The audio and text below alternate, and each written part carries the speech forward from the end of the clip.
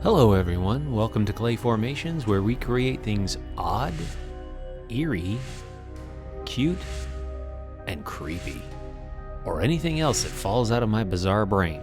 So, if you want to see today's creation, just keep watching. Are you ready? Let's get to it. Well everybody, let me tell you a little bit about what's been going on in our lives. Within a span of 2 weeks, a pipe broke in our kitchen wall and flooded the floor, ruined the tile and some of the carpet. A windstorm caused one of our fence posts to break, and we're still in the process of getting that fixed. And I had a fender bender in the parking lot of a Home Depot. So needless to say, I haven't had much time to sculpt lately. So due to time constraints, I really didn't have much time to make a sculpture for this month. So, luckily enough, I had this sculpture here that I had recorded but never finished. So with all that's going on, I figured now's the time to finish it. It doesn't have all the production value and bells and whistles that I like to have. And in order to please the gods of the algorithm, and also fulfill my commitment to all of my subscribers to have a video out once a month, for better or worse, I present to you the sword and the crescent moon. Well, thanks for letting me bellyache a little bit. Now let's get to the sculpture. Right now I'm using Sculpey Ultralight to create the armature. Since it's flat, I don't need to use wire. In an antique shop, I found these letter openers that looked like realistic swords. And I found this picture on Pinterest that had a sword through a crescent moon, so I said, hey, I can take this letter opener and mount it to the moon and then put magnets behind it and stick it to my metal bulletin board. Right now I just have to make sure it's the right size.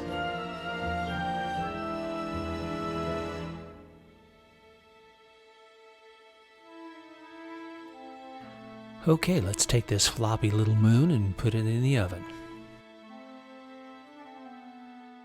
After baking it, it's not floppy anymore.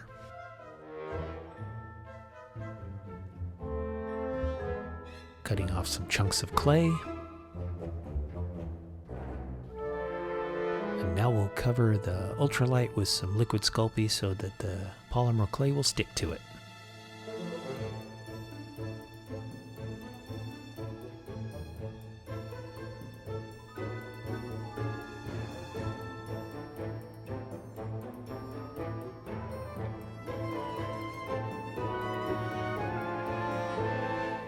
So now we'll put on the first layer of polymer clay, making sure that there's no air bubbles between the ultralight and the clay.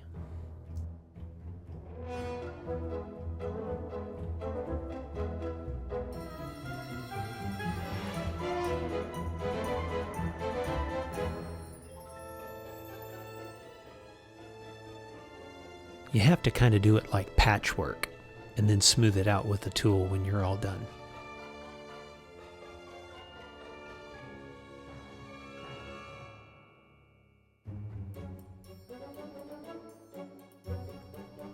Now we'll smooth out all the edges with the tool.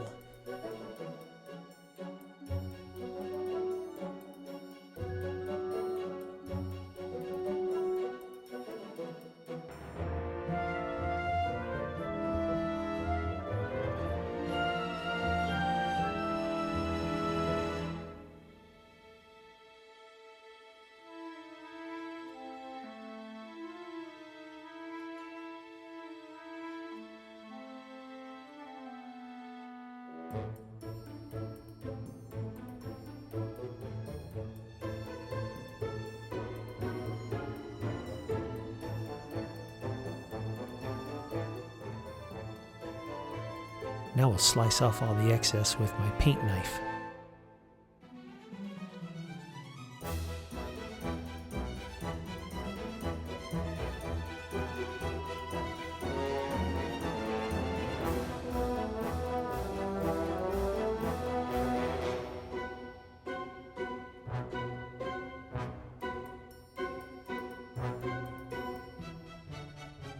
Smooth out the edges and add a little bit of clay to fill in all the holes.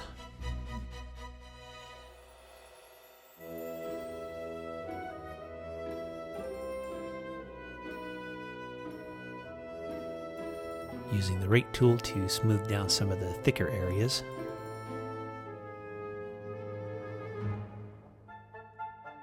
Now we'll start bulking out the areas for the skull.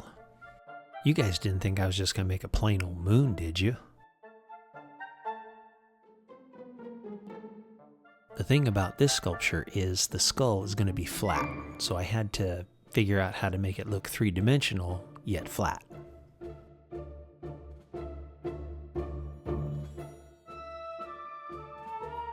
The best part about it is I only had to do one side of teeth, and only one eye socket, and a half of a nose. Now let's size up the sword. That looks about right. Okay, now we'll carve out a section where the sheath goes.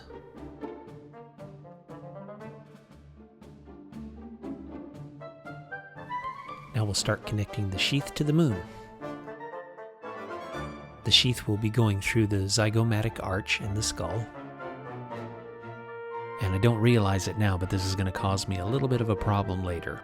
I'll tell you about that in a minute. But right now what I have to do is I have to carve off this jaw part because it's not positioned correctly. So I have to scrape off all this clay and reposition the jaw. Doesn't seem like my luck's getting much better, huh guys?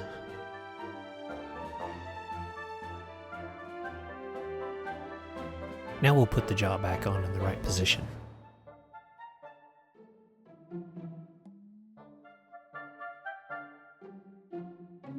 We'll bulk out a few more areas here.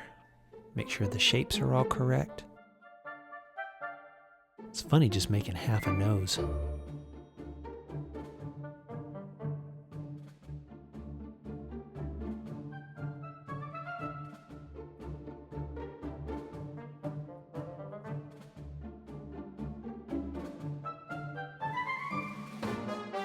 Now we'll start adding all the details.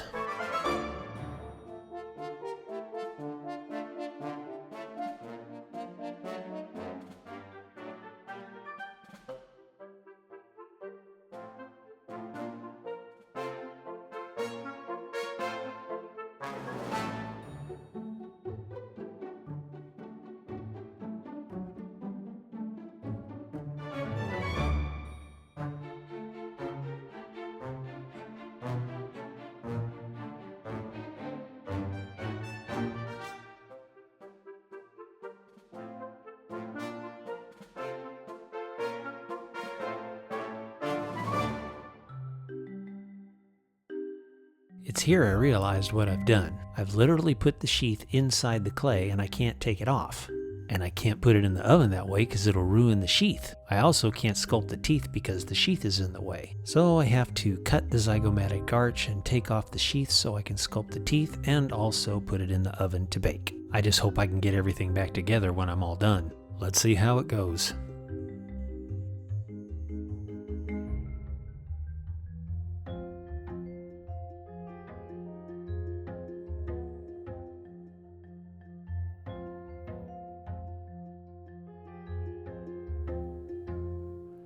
Now that the lower teeth are done, I can start on the upper teeth.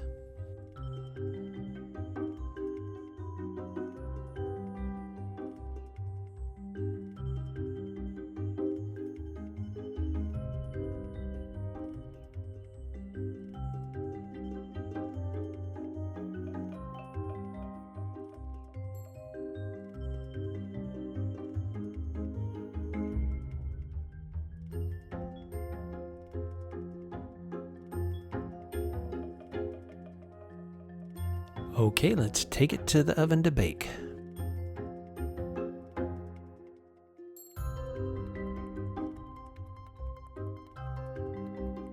Now I have to reattach the sheath. I hope it works.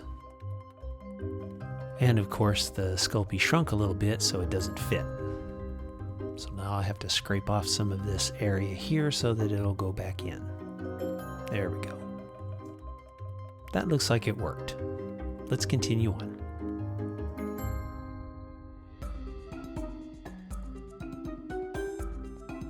Now I'm going to glue the sheath onto the moon.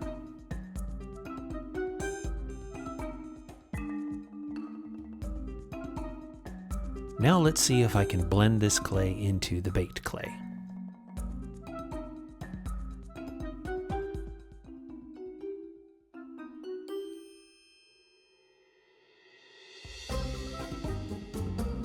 Looks like it's working pretty good.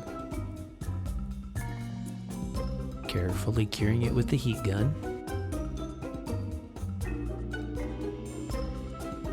Not too bad. Now let's start painting.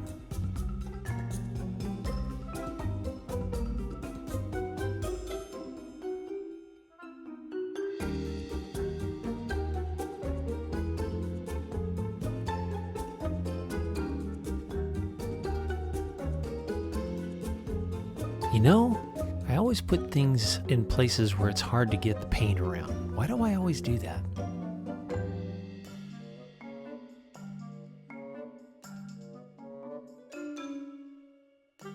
Now to paint the inside of the eye sockets, the nose, and in between the teeth.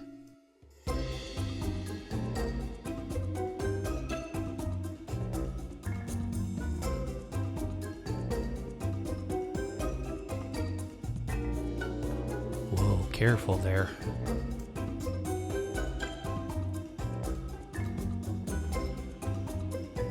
Now to give it a paint wash over the teeth and then put some pastel powder in between all the crevices.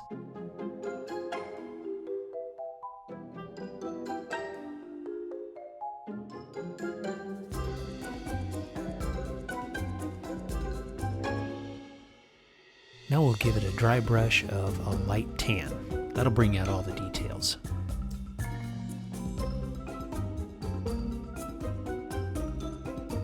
Now we'll put some magnets on the back so it'll stick to my bulletin board.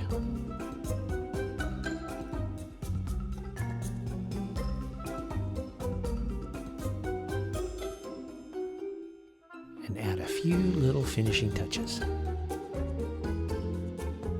Now let's put this sword and the crescent moon into orbit.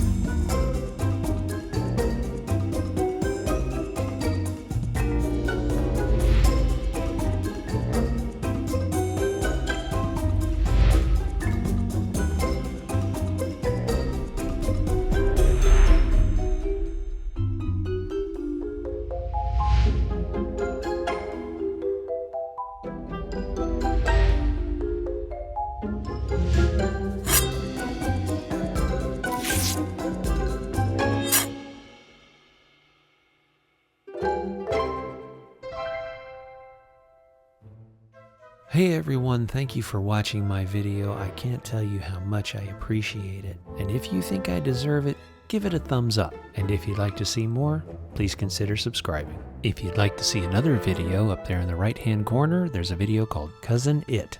And as always, a big thank you to my subscribers. I really appreciate your support. Take care, and we'll see you next time.